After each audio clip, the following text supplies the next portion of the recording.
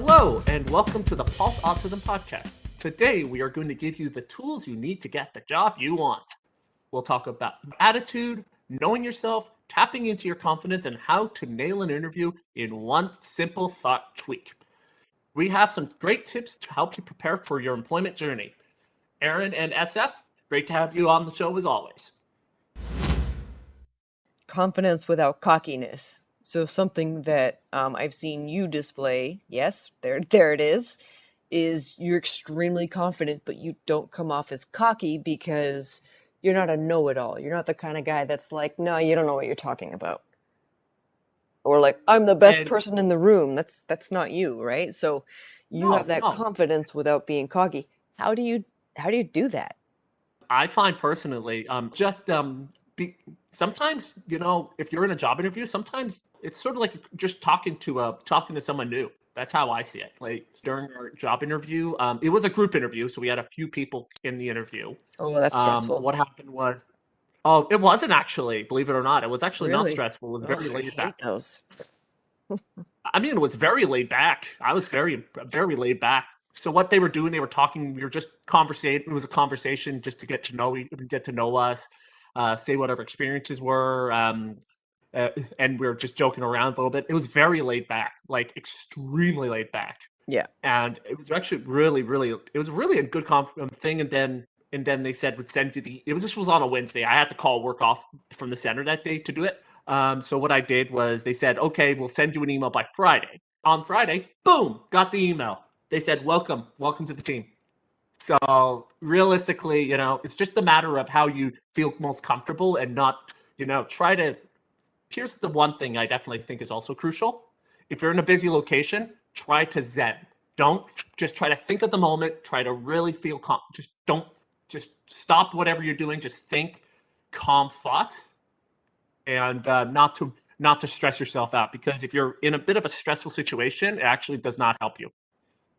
You just gotta say, okay, step back for a second. We gotta take a deep breath. Just gotta do this. You gotta ace it. You gotta feel comfortable in yourself. You gotta do what you have to do.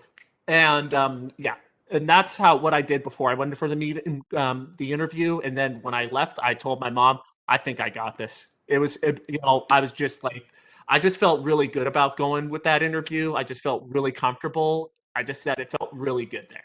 So So that's what I and pulled from what you just said was breathe through any nervousness. So what the tip that you just gave was for everyone to stop, zen out, and breathe for a minute. And that is part of how you have your confidence without cockiness, is that you internalize and go, okay, let's focus on me for a minute. Aaron, I and remember the second of interview all, with you. You were super confident. You knew what you wanted to do. You knew what the job was about because you asked about it. And you knew yourself. You're going, okay, what are the details of this job? And you knew enough about yourself as a working person where you were like, I got this. I know that this is the job I want, and here's how I'm going to do it. Yeah, well, some people, when they look to hire, they do look at the volunteers first. Yeah. And it's a great way to work your way in because people see that you're like willing to give to that cause, right? That you have or buy-in to what their mission is. Oh, absolutely. The 110% work ethic. That's Yeah. usually if people show that you're willing to give 110% effort on, let's say, volunteerism. That's a lot of people saying, "Oh, volunteerism doesn't pay." If you show you're the place that does that you're willing to do it, they may look at saying, "You know what? Johnny might be good enough to work for us. He looks like he's showing what he cares about the mission and the mission statement and everything what we believe in. He might be considerable." Exactly. Then they already have buy-in with you because they know you have buy-in with them. Well, also, funny enough, the other job sort of spiraled from because of Canucks Autism Network because of my connections through that as well. So how great does it feel when your volunteering role turns into a paid gig? Like how great does that feel when they say, you know what, you're doing such a great job, we actually want to pay you and keep you around? it was great. I, Yeah, he told me me and my mom, hey, we really love you. We want you guys to stay. We're actually going to probably and pay you guys, and that's how it all started. and that felt amazing, hey? Oh, absolutely, absolutely. I've been with the organization coming up on almost 5 years now. Mm-hmm. Something that's really important. It doesn't matter if you've found a job or you found a job to apply for, if you're just still dreaming about the perfect job, knowing who you are as a working person is the most important thing you can do. It's the biggest favor you can pay yourself. What I basically want to talk about with you is how you put yourself first. And by that I mean considering, what are you willing to give up? Are you willing to give up 8 hours a day, Monday to Friday? Or are you willing to give up part-time? Because if you go into a job saying, I'm going to go in this full-time, and then it ends up being too much for you, that's not going to be super successful. So how did you come about negotiating and navigating the various roles that you've had? Well, it varies. I've gone through a few number of jobs in the last 10 years. Because my first job I got was the year I was in grade 12, so I was 17 going on 18. In the last few months, in my last few months of high school, and when I was starting employment there, I was working around my school schedule then, and then afterwards, being a college student, obviously education had the priority, but it was nice to be able to have something that provided spending money, so I would work my shifts around my school schedule. So it was important for you to know the limits and boundaries of your time to help you with time management. So you also have to consider things like, are you looking for a job to learn something new? Do you want to try something? Is there a skill that you'd really like to improve? Um, what are you looking for when you enter a job? Is it one of those things? Is it all of those things? Is it none of those things? It varies, actually. I think with that first job, the focus was customer service, interacting with people. So that was a mixture of the trying something new and learning new skills as well as building on skills.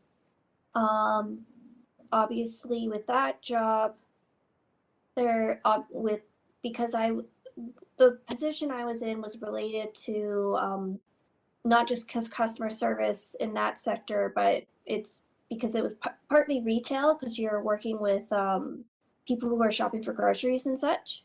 And obviously, any kind of situation can happen, and you're interacting with all different kinds of people. So you can get good experiences and bad experiences and anything in between, honestly. Um, and I'd like to think for the most part, I'm an open person in terms of personality. But there are still some things where I'm more hesitant and might want to take a step back in. And that's really So important to know, right? Like, that's a really important thing to know about yourself. I'm gonna say he's kind of a bit like of a dad personality. Like he does the dad jokes and sarcasm stuff. So wait, Um, how did this factor into why you wanted to work? I'm just saying, like, if I had problems, he was a person I can go to with questions or anything like that. I had other colleagues that were similar, where if there was something I wasn't too sure about, I can go to them and ask. So, like I said, it's a mixture of different things. Like sometimes if it's a place that you've been in multiple times before, either as a customer or whatnot, um, you have that connection, I guess. So you were looking to make that experience something great for the consumer, for the customer. I would think so. That's something that you Um, wanted to do. I think that's that's really awesome. You also have to factor in that every position you have to think about, okay, where do I fit in this kind of field is something I think is very important. Yeah, that's a good point. Just like Aaron, you have multiple jobs that you tackle at once right now. I don't know how you guys have multiple jobs and time for this podcast. It kind of blows my mind a little bit. Even with us doing the podcast and with our other obligations, It's all about time management. It's all about time management because you have to make sure how you're planning your time accordingly. If you have like a day timer, a calendar, anything to help keep yourself organized, because this happens for anything in your daily life. You have to make sure, okay, do I have the obligation I have to be at? That's very important for being in the modern working environment.